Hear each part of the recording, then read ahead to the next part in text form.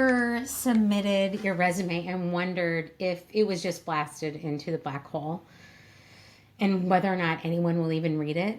So the problem may not be your skills, it might be your keywords. And today I'm going to show you how to find the exact words that will get your resume noticed. I'm Laura, and this is episode 21 of Authentic Career and Life Design. And today I'm going to talk about keywords on your resume. So it's August 2025, and the job market is nutty. I'm kicking off a series on 10-step job search blueprint. So stick around and learn how to increase your chances of moving your resume to the next round. Right now, the job market is in a bit of a slowdown. And for recent college grads, especially in white collar and tech fields, competition is tougher than ever thanks to a few things. 1, AI-driven automation. 2, hiring freezes. And 3, more candidates are chasing the same opportunities. So what does this look like? July's job market was only 73,000 new positions, and that's unusually weak. Usually it's around 100 to 150,000. So what does this mean in plain terms? There are fewer jobs available. Job openings are trending downward compared to recent months. There's much slower hiring. So even though the months prior we thought were promising, when we revised the data, they always do that, they were in fact much slower than first reported. This is a historically sluggish job market. So right now, job gains are at cycle lows, reminding us of pre-recession patterns. Hiring is only happening in a few sectors. So the most job growth is limited to healthcare and social services. Everywhere else, opportunities are shrinking. Healthcare, social services is where the jobs are. And the good thing about those is there's lots of different positions within those sectors. So you're thinking, all right, why are we talking about resumes when it's a bad job market? Well, what we're going to do is, even though the growth in the economy is slow, there are still openings. People are still getting jobs. People are still switching jobs. But the ones that are really keyed into having the right information on their resume, they're the ones that are moving to the next level. And I really think that when I meet with clients, sometimes they just pull out a resume that they had before and they're not brushing it up. They don't understand this idea of keywords. And so that's why I think it's important to remind people or to introduce you to the concept of keywords and why keywords matter. It's a super competitive job market, and most companies use ATS to scan resumes. ATS is applicant tracking systems. So just like AI is doing a lot of things, for the last 10 years, it's actually been looking at our resumes. And it scans your resume for keywords before a human even reads it. So resumes that do not have matching keywords often get filtered out, especially at large organizations. Keywords also help managers see the alignment with the role. So if you're making a change using those same keywords, it might be called one thing in your field, but another thing in a different field, but it's the same thing.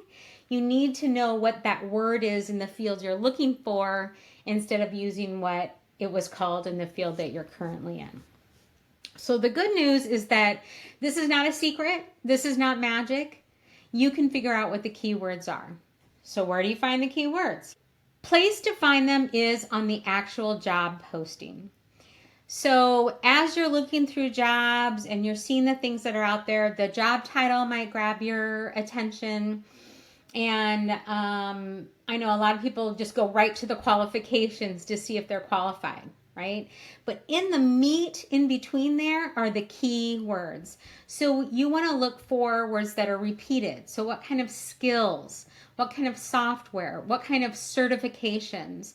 What are role-specific terms that they're using? That's a hint that those are keywords. In the olden days, I would actually have someone print out the job description, take an old-fashioned highlighter, and highlight those words. Nowadays, you can take the job description, plop it into a Google Doc or a Word doc, and go through and mark those yourself. Okay, so somehow mark what those keywords are. Remember, repeated skills, repeated software, certification, and role-specific terms. You also want to look at industry jargon. So if you are looking at a certain career field or a job title, it's helpful to go and find a professional association website that might have information about it. A lot of times these are, careers in, let's say, careers in healthcare, careers for people who like to work with their hands, right? So you're looking at what are the skills that are coming up. So what is the industry jargon? You need to be familiar with the jargon that's used in the field you're interested in. You can also go and look at other job descriptions. So not just the one that you're going to apply to, but what are other job descriptions similar to that? What keywords or jargon are they using? And also you want to look at just what's common in the field. This is where doing an informational interview is really helpful. Find someone who's doing what you want to do and talk to them. Ask them, what are 3 things that it's really important that I highlight on my resume? So now you've got a whole list of keywords, okay? How to integrate keywords. So you want to do it naturally and in context. You don't want to stuff keywords. This is a true story. I once worked with someone who he would take all the keywords he thought were needed in his field, whether he had them or not, and he would copy and paste them on in the margin of his resume and then turn it to white so that when you looked at his resume, you couldn't see him. When you saw it on the screen, you couldn't see him. But when it went through an ATS system, they were picked up. Now, that's stuffing. That's crazy. Because to me, if you were qualified and had that skill, then you would put it on your resume. You don't need to sneak it and hide it. So please don't do that.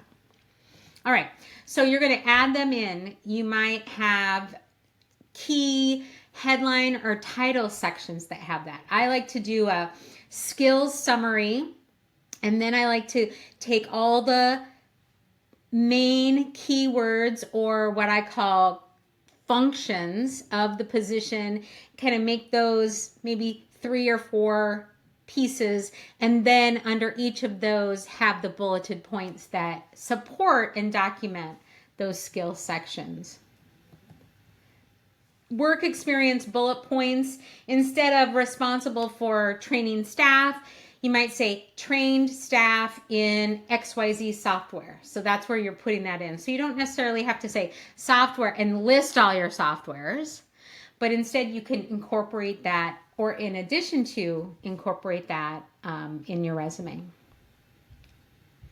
So just make sure every single keyword is on your resume. Sometimes people say, oh, I didn't think that was important and I can talk about it in an interview. Well, guess what? If you don't get an interview, then you won't be able to talk about it. So put everything on your resume that would make them want to hire you. Now, you want to avoid some keyword mistakes. So this is using generic words like hard worker. They do not help with ATS. So the soft skills, some of them do, or now we're calling them power skills. Power skills. Some of them do. So they may say, leadership probably. But if there's a way that you can say something, again, look at a lot of different job descriptions. I guarantee they do not have hard worker or hardworking. Now, if someone does have that and it's listed, by all means, put that on your resume. But otherwise, you want to be very explicit. Bullet point instead of hardworking might be consistently exceeded performance goals by managing multiple projects simultaneously, meeting deadlines, and maintaining a 98.5% accuracy rate. You also don't want to just simply copy and paste the job description word for word without context. So you want to, look at what's in the job description and then rewrite it in a way that you might say it. This is where I use ChatGPT, might be helpful. You can plop it in and say, this is what's in the job description. This is what I've done in my own words. How might I align it? And that can be a really good way to do it. You do not want to skip soft skills entirely because, like I said before, they might be part of the scan. They might be looking for communication skills, teamwork, analytical thinking, problem solving, right? So we would call those power skills, and they're still important to keep on your resume and put in context. So again, demonstrate that skill. All right, so that was a nice overview of keywords and why they're important. And it's going to take a little time, and that's the thing about this job market, right? It's harder to find a job, and it's going to take more time. But I promise you that if you take the time and you have the keywords on your resume and you're doing a targeted search, you're applying to things that you have the skills for. And if you think that you have the transferable skills, which means you've done it in this setting, so you could probably do it in this setting, employers aren't going to make that leap. You have to help them. So you need to show them how this is connected to this, right? Show, don't tell. So you have to show that. So if you are taking one resume and just submitting it to 200 jobs, you are not going to get anywhere fast. Instead, you need to take time. Maybe you find on the weekend, you go through and you find a couple of jobs, and then you spend, one night each day of the week crafting and customizing your resume, crafting and customizing a cover letter, and submit those that way. Whenever they say a cover letter is optional, don't believe it. Submit a cover letter. It's an additional way for you to stand out and show that you're interested. I'll have to do the next episode on cover letters. But right now I'm just going to do a recap, okay? So you're going to identify the keywords, you're going to integrate the keywords, and you're going to provide context for everything that you put on your resume. So if you want to see exactly how to do this, you can check out my blog post. It is at authentic-careers.com. And it is step 3, crafting your resume. I'll put the link in the show notes here. And I have a free resume checklist in that link for the show notes. So I hope you'll visit the blog. I hope you subscribe. And I hope that you can take what you've learned today and it will get you to the next step. So let's make sure that your resume makes it past the ATS and into the interview pile. Thanks for listening. This is Laura from Authentic Career and Life Design. And if you like this episode, please let me know. And if you think someone in your life could use it, please share it with them. I'm on TikTok, Facebook, and Instagram. I've got words of motivation and all the job search information you need. So again, next week, tune in to our 10-part series, the Job Search Blueprint. That's what it's called. All right, so thanks so much, and we'll see you next week.